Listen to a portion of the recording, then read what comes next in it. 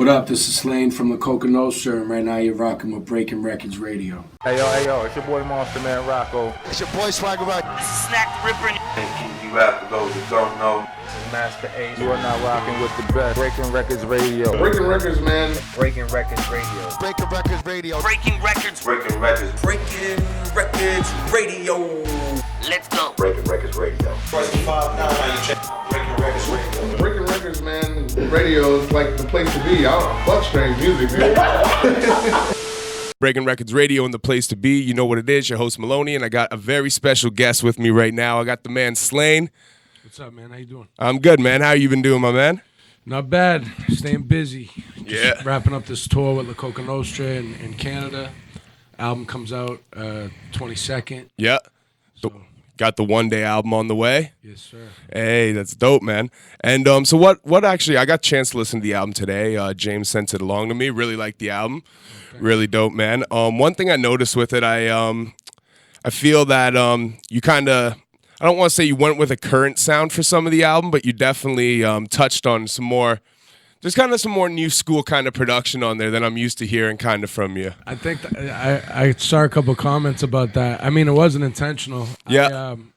A lot of this record, it was recorded over years. Yeah. So I think there's a lot of different sounds on it and all that just from personal stuff. You go through different stuff over the course of years. Yeah.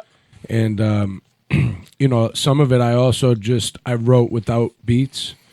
Oh, really? Came up with cadences in my head on my own, and then when I came into the studio with them, the producer built some of the production around that, and that I think is like with Redemption and the feeling I get, which is I think what you're talking about, which is some double time type of stuff. And he built soundscapes around it, which was a different approach. I usually always write to beats or make the beat with it in the studio.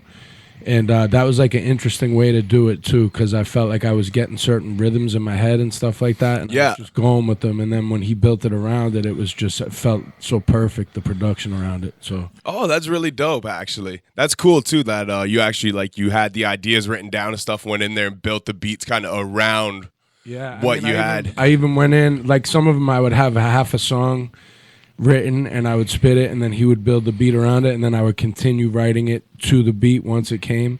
But it's always kind of an organic thing in the studio with me in production. I don't take outside beats. If producers want to solicit send me beats, I don't take them. I only work with people you actually know and are creatively building with. I like to build it in the studio, in the moment, organically around what I'm writing. I like to be able to change it and change the progressions. I haven't really used samples in a while.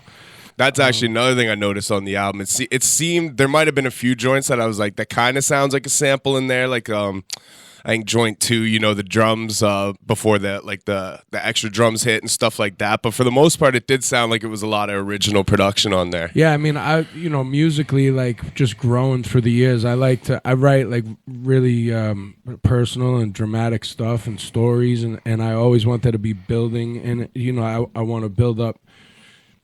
Just different pieces. I don't want just like a 2 or a 4 loop sample, and then you're just stuck in the confines of that emotion for the whole time, and it just doesn't feel authentic to me at this stage of the game.